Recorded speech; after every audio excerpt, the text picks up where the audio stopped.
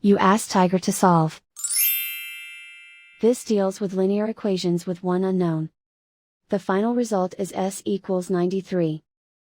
Let's solve it step by step. Group all constants on the right side of the equation.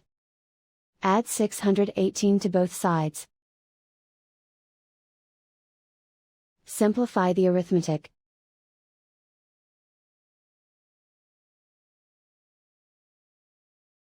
Isolate the s.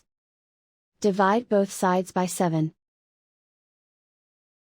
Simplify the fraction. Find the greatest common factor of the numerator and denominator. Factor out and cancel the greatest common factor. And so the final result is s equals 93.